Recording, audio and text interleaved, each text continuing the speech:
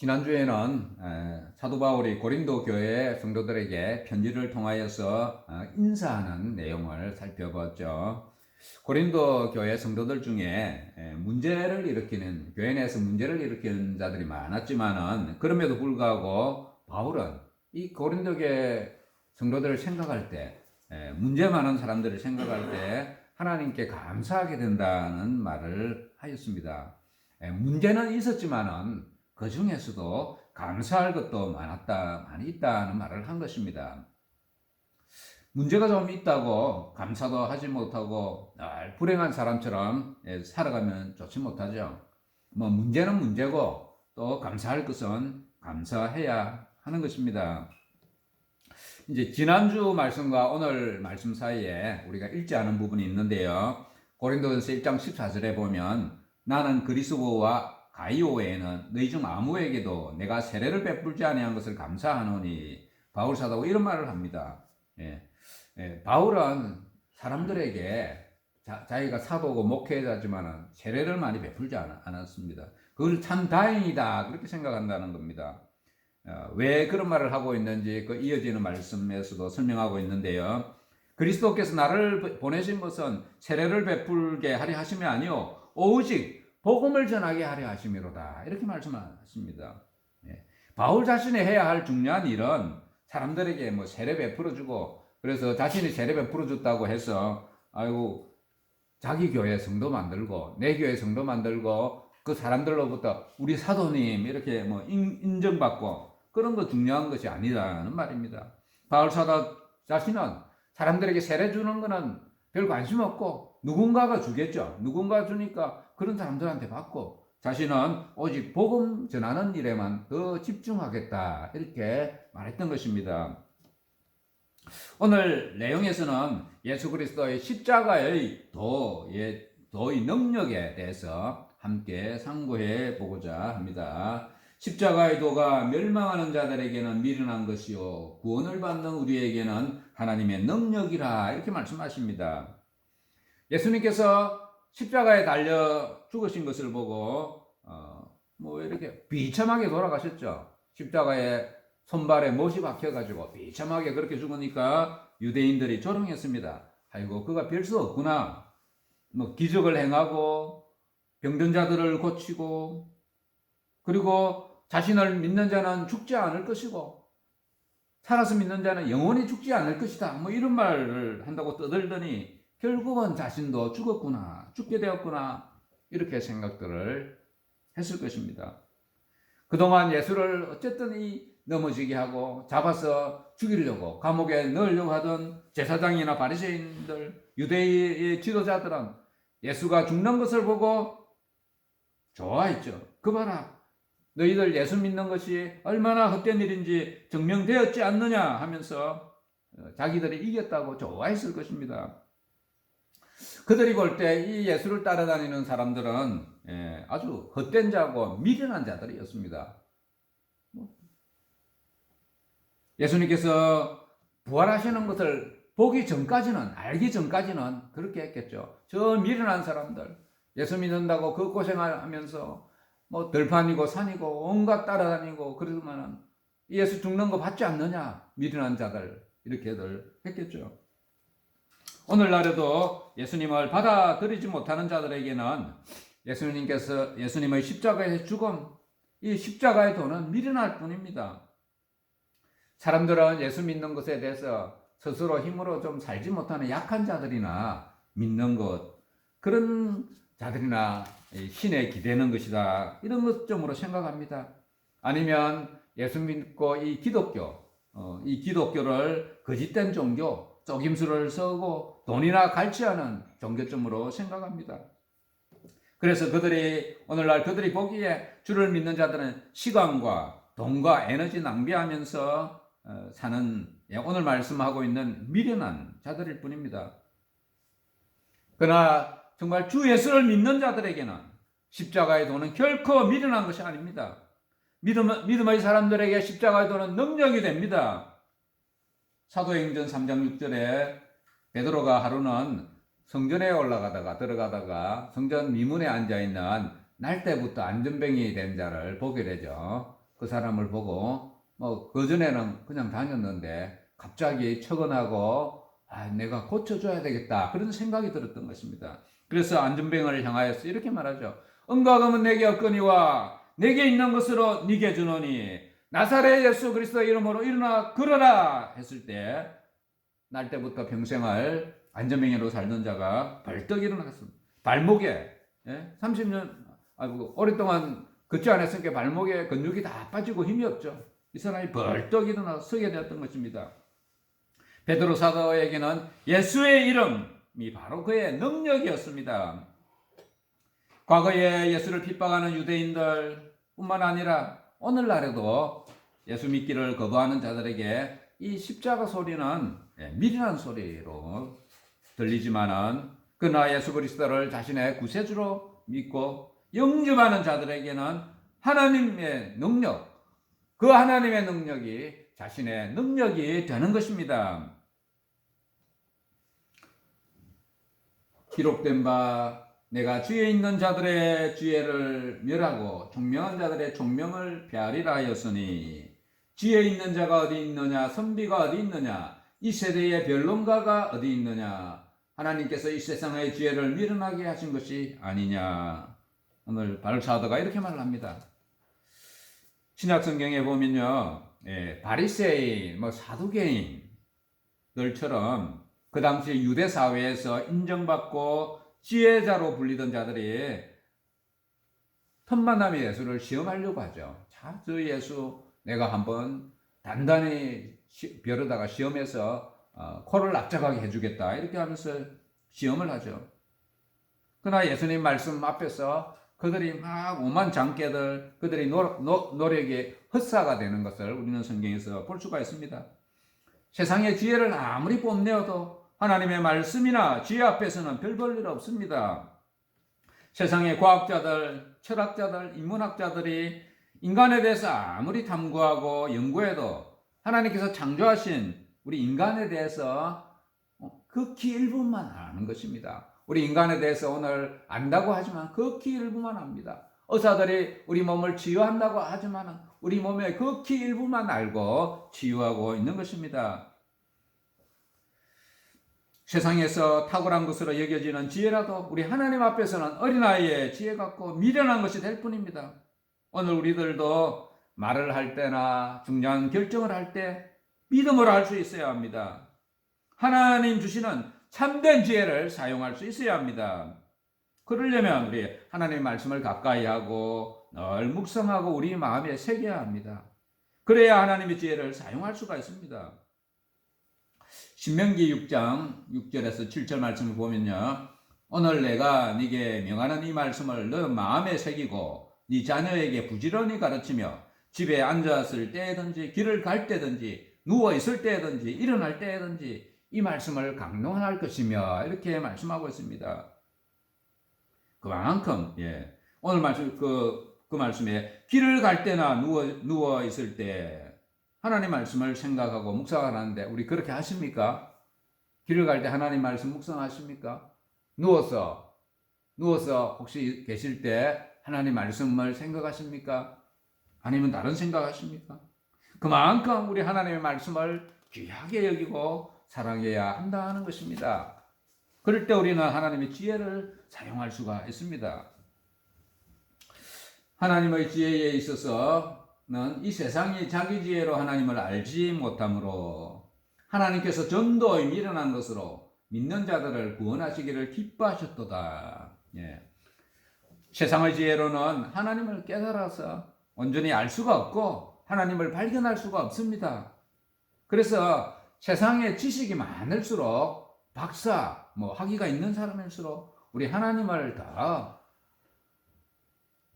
가까이 할 수가 없는 것입니다.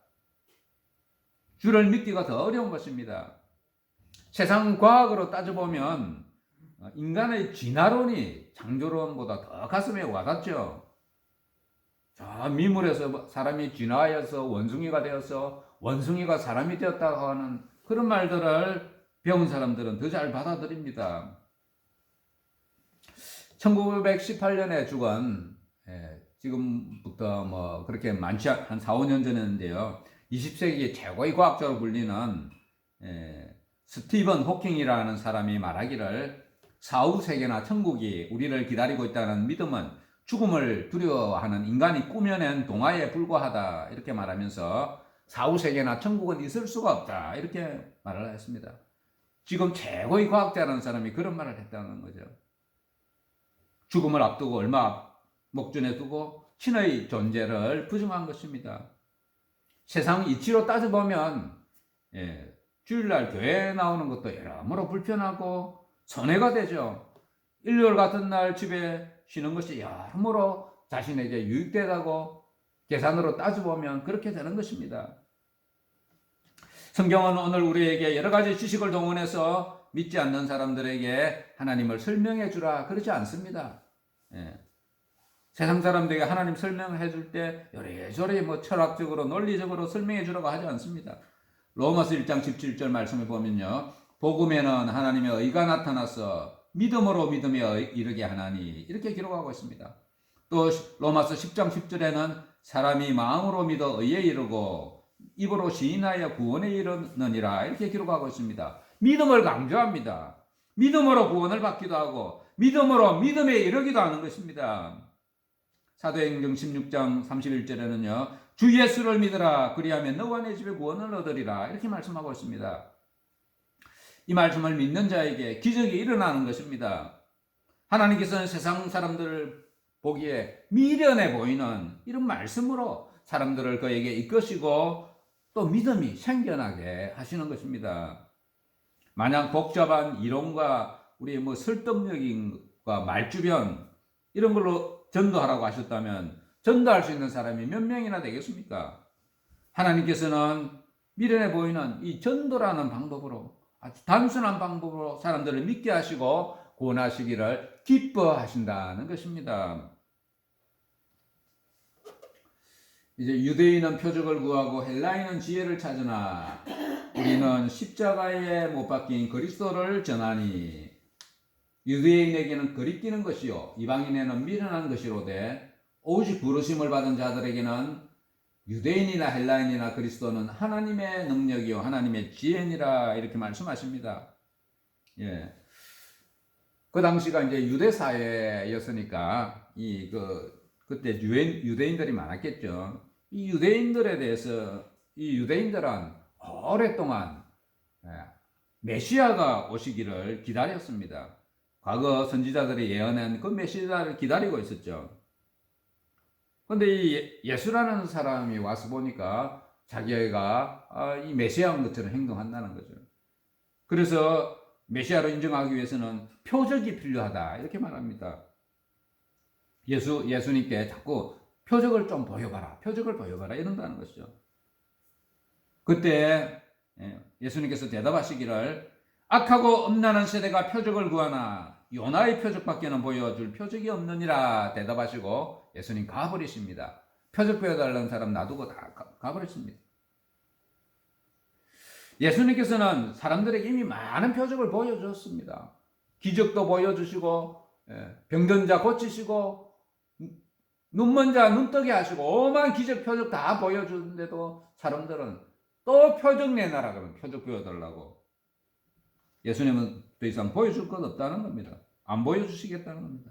왜냐하면 보여줘봤자 믿지 않을 것 예수님 다 아시기 때문입니다.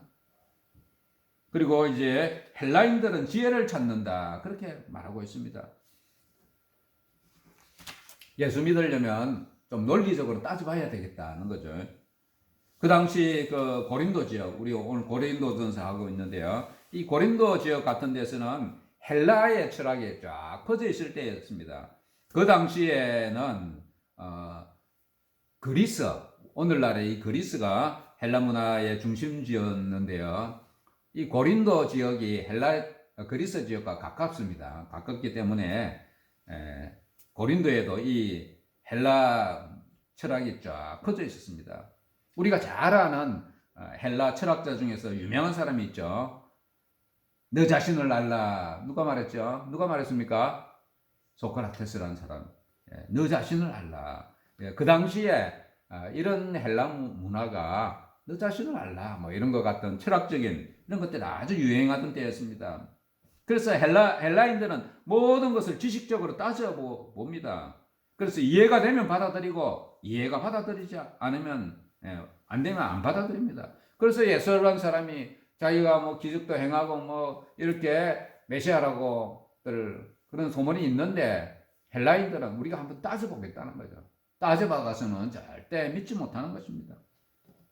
이처럼 유대인들은 표적을 요구하고 헬라인들은 지혜를 원했지만은 그러나 주를 믿고 영접하는 자들에게는 표적도 지혜도 그렇게 중요하지 않습니다. 십자가의 도는 믿는 자들에게는 하나님의 능력이 되고 지혜가 되었던 것입니다. 오늘날에도 많은 사람들이 이 복음의 말씀을 받아들이지 못하고 있습니다. 믿는 자들과 전하는 자들을 오히려 좀 어리석은 자들로 그렇게 여기기도 하는 것입니다. 오늘 우리는 표적이나 지혜가 아니라 이 미련한 몇 마디, 성경에 있는 주 예수를 믿으라 이와 같은 몇 마디 전도에 미련한 것으로 사람들을 죽게로 이끌 수 있다는 사실을 기억하셔야 할 것입니다. 하나님의 어리석음이 사람보다 지혜롭고 하나님의 약함이 사람보다 강하도다. 하나님은 사람들을 구원하기 위해서 자신의 아들을 어떻게 하셨죠? 높이셨습니까? 십자가에 죽게 하셨죠. 우리를 구원하기 위해서 막 높이시고 자랑하신 게 아니라 죽게 하셨습니다. 그러자 유대인들은 와 우리가 이겼다 이렇게 생각한 것입니다. 예수란 자가 죽어서는 이제 더 이상 골치 아픈 일도 없게 될 것이고 자신은 이전처럼 유대 사회에서 선생으로 또 제사장으로 우리가 계속 존경받으면서 하나님의 일을 하면서 살아갈 줄로 알았던 것입니다. 그러나 예수님께서 다시 부활하심으로 인해서 모든 상황이 역전되게 됩니다. 하나님께서는 예수 그리스도를 죽은 자들 가운데서 일으키셨고 예수 그리스도의 십자가 부활의 소식이 전국적으로 그리고 전 세계적으로 점차 퍼져나갔던 것입니다. 사람들이 이 믿는 자들을 박해하면 박해할수록 핍박하면 핍박할수록 더 퍼져나갔죠. 결국은 아들을 죽게 하신 하나님의 이 어리석은 방법이 승리하게 된 것입니다. 예수의 죽음으로 인해서 복음이 실패한 것 같았지만 사실은 승리하였습니다. 그래서 오늘 말씀에서 하나님의 어리석음이 사람보다 지혜롭고 하나님의 약하심이 사람보다 강하도다 이렇게 말씀하고 있습니다. 성도 여러분, 우리 모두가 하나님의 어리석음으로 살아가시기 바랍니다. 하나님의 뜻을 따라 우리 약하게 살고 사는 자가 실제적으로 강한 자입니다. 자신의 힘과 능력만 믿고 강한 체하고 사는 자가 오히려 약한 자입니다. 누가 뭐라고 하든지 우리 하나님의 말씀과 하나님의 지혜로 무정하고 인간의 힘이 아닌 하나님의 능력으로 살아가는 성도들 되시기를 바랍니다. 사람들이 어리석게 여기는 십자가의 도를 자신의 능력으로 삼으시기를 바랍니다. 오늘 두 번째 내용으로서 그러면 하나님께서는 어떤 사람들을 이끄시고 부르셨는가 하는 것을 살펴보고자 합니다. 우리 26절 말씀을 함께 읽어보겠습니다. 시작. 형제들아 너희를 부르심을 보라. 육체를 따라 지혜로운 자가 많지 아니하며 능한 자가 많지 아니하며 문벌 좋은 자가 많지 아니하도다. 우리 교회들을 보면 세상에서 이름이 있는 사람들 교회에 많지 않습니다. 사업을 잘하는 사람들, 고위 공직자, 사회적으로 명망이 있는 사람들은 교회에 잘 오지 않습니다. 오늘 말씀에 의하면 능한 자, 문벌이 좋은 자가 그래서 많지 않다 그렇게 말씀을 하고 있습니다. 참 2000년 전인데도 이런 말을 했는데 오늘날도 똑같죠. 이런 분들이 교회에 출석을 한다고 하더라도 간혹 한 번씩 얼굴 잊혀질 때만 되면 한 번씩 옵니다. 첫째는 바빠서 올 시간이 없죠. 세상에 너무 바쁜 사람은 교회에 바빠서 올 시간이 없습니다. 이런 사람들은 또 시간의 여유가 좀 생기면 경조사 챙기러 가야 됩니다. 그리고 건강관리도 해야 되고 또 인맥관리들 어떻게 연락해보고 인맥관리 하러 가야 합니다. 그는 시간적 여유가 있을 수가 없죠. 그래서 예수 믿으라고 하면, 교회 오라고 하면 세상 일 좀 더 하다가 나중에 은퇴하고 나면 오겠다는 말들을 간혹 합니다. 그러나 은퇴하고 나면 안 옵니다. 참 신기한 것은 우리 살아가는 모습이 2000년 전이나 지금이나 똑같습니다. 주께서 잔치를 벌여놓고 초청을 하지만 소를 사서에게 소가 정말 밭을 잘 가는지 테스트해 보러 가야 되고, 장가 갔으니까 결혼했으니까 신혼살림부터 좀 챙겨봐야 되고, 그래서 오지 못한다는 겁니다. 능한 자, 문벌 좋은 자들은 주의 나라에, 주의 잔치에 오지 못하는 것입니다.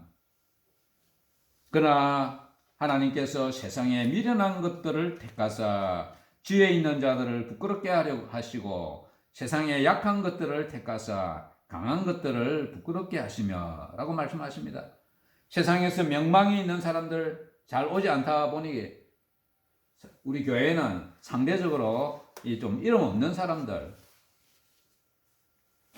능력이 부족한 사람들이 우리 교회에 많이 있습니다. 이런 말 들으면 기분이 많이 나쁘시죠? 능력이 없는 자들 우리 교회에 많다 그러면. 그러나 사실 교회에 오신 분들은 우리 미련한 사람들이 아니고요, 하나님께서 인정하시는 지혜로운 사람들입니다. 오늘 27절 말씀을 잘 생각해 보시면 세상에서 지혜롭고 강하다는 것은 일시적인 것이고 별로 중요한 것이 못 됩니다. 세상에서 잠시 반짝 하는 것일 뿐입니다. 세상에 미련한 것들이란 말을 세상의 명망이나 지위가 아닌 또 다른 측면에서도 생각해 볼 수 있습니다. 예를 들자면 세상의 방법과 처세술대로 사는 건 아니고 정직하게 사는 사람들, 착하게 사는 사람들, 곧이곧대로 사는 사람들, 이런 사람들을 세상에서 미련한 자라고 말하기도 하죠. 이런 자들을 하나님께서 택하셔서 강한 자들을 부끄럽게 하신다는 우리 말로 또 해석해 볼 수가 있습니다. 착하고 정직하게 사는 사람을 세상에서는 미련하다고 여기기도 합니다. 세상에서 인정하는 지혜로 살아가다가 주께 택함받지 못한 인생으로 끝나면 그 무슨 소용이 있습니까? 결국에 그 인생은 실패자가 됩니다. 세상에서 미련하게 여긴 바 있는 자들이 예수 믿고 천국 백성이 되면 강한 자들, 유명한 자들을 부끄럽게 만드는 것입니다. 우리 28절 말씀도 함께 읽어보겠습니다. 시작. 하나님께서 세상에 천한 것들과 멸시받는 것들과 없는 것들을 택하사 나니.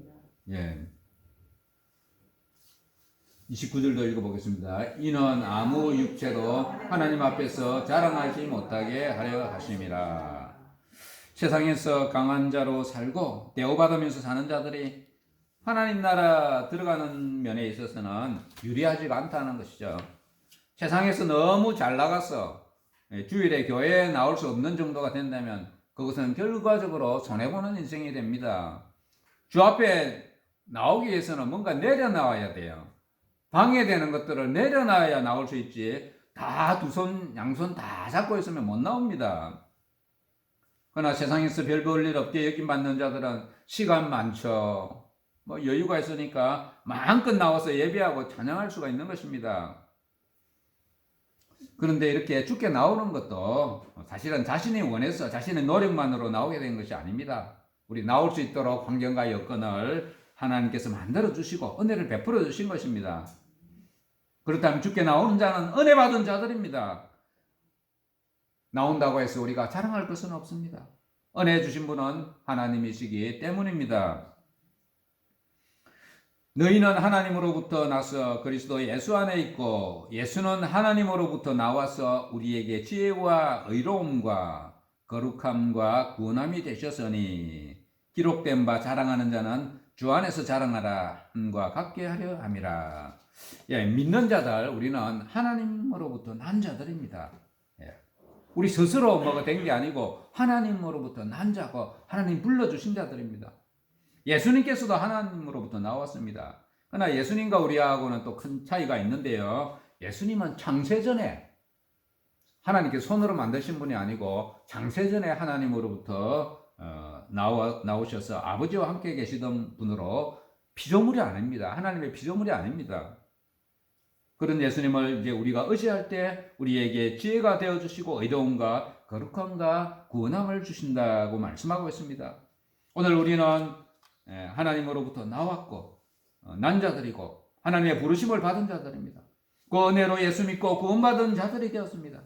하나님의 은혜로 이런 자들이 되었으니 우리는 스스로 된 것처럼 자랑할 것이 없습니다. 그래서 우리 자랑할 일이 있으면 오직 주 안에서 자랑하라고 오늘 말씀하고 있습니다. 바울 사도가 살아있던 그때나 지금이나 주 앞에 나오는 자들 중에는 능한 자, 문벌 좋은 자들이 많지 않습니다. 오히려 세상에서 미련하게 여김을 받은 자들이 더 많습니다. 이 모든 것이 자유로 된 것은 아니고 우리 하나님의 은혜인 것입니다. 오늘 말씀을 맺도록 하겠습니다. 옛날이나 지금이나 세상에서는 이 지식이 많고 지혜로운 자들이 많이 있죠. 사람들은 세상의 지식, 지혜를 대단히 귀중하게 여깁니다. 지식, 지혜가 있는 사람들이 대우받죠. 대학 나온 사람들, 그 중에서도 박사학위가 있는 사람들이 대우받습니다. 세상에서는. 학벌이 좋으면 일단 인정해 줍니다. 저 사람이 어떻게 했든지 간에 보기에 좀 안 좋아도 저 사람이 어디 대학 나왔다면 눈이 번쩍 떠이죠. 그러나 하나님께서는 이런 거 별로 중요하게 여기지 않습니다. 오히려 지혜를 멸하고 패하시겠다 말씀하고 있습니다. 지혜는 있지만은 하나님을 모르는 자들의 그런 지식과 지혜는 우리가 영원이라는 걸 생각해 볼 때에 별 쓸모 없습니다. 세상에 잠시 쓸모 있지만은 영원이라는 것을 생각해 볼 때 가치 없습니다.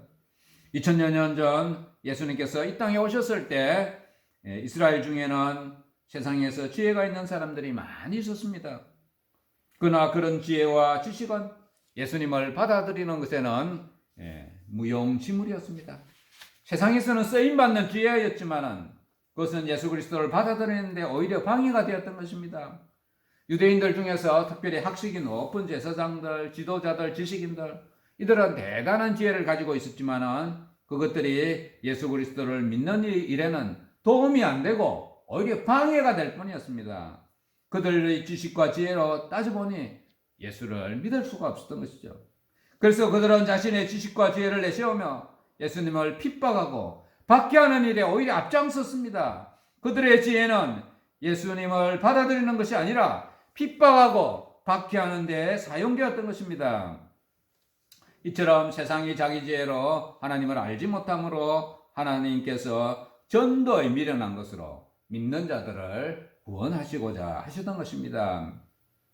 결과적으로 주를 믿는 자들 가운데는 세상의 지혜를 가진 자가 상대적으로 우리 사회와 비교할 때 많지 않습니다. 만약 세상에서 주에 있는 자나 강한 자들이 주의 나라에도 주의 교회에도 꽉 차 있다면 얼마나 불공평하겠습니까? 그러나 다행스럽게도 주의 나라 주의 교회는 그렇지 않습니다. 오히려 세상에서 미련하게 여김받는 자들, 약한 자들이 더 많은 것입니다. 그렇다고 해서 우리는 약한 자들에게만 전도해야 된다고 생각해서는 안 되죠. 어떤 사람이 구원받게 될지는 오직 하나님만 아십니다. 우리는 약한 자든 강한 자든 지식이 있든 없든 누구에게나 전도해야 하는 것입니다. 십자가의 도는 멸망하는 자들에게는 미련한 것처럼 여겨지지만 구원을 받는 저와 여러분에게는 하나님의 능력이 되어 주십니다.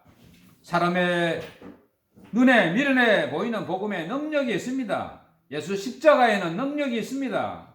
그래서 우리가 전도할 때에 인간의 아름다운 말이 아니라 십자가의 도로서 전도할 수 있는 것입니다. 그때나 지금이나 세상은 십자가의 도를 비웃지만은 저와 여러분에게는 구원하는 능력이고 우리가 성도답게 살아가는 힘과 능력이 되는 것입니다. 철학과 논리와 과학적으로 전도해라고 하면 얼마나 어렵겠습니까? 다행히 전도는 그렇지 않습니다. 십자가의 도는 능력이 있습니다. 미사 여구와 철학과 과학이 아닌 십자가의 도를 전하는 단순한 방법으로 전도하는 저와 여러분들 다 되시기를 바랍니다. 십자가의 도는 능력이 있다는 이 말씀을 붙들고 살아가는 성도들 되시기를 축원합니다.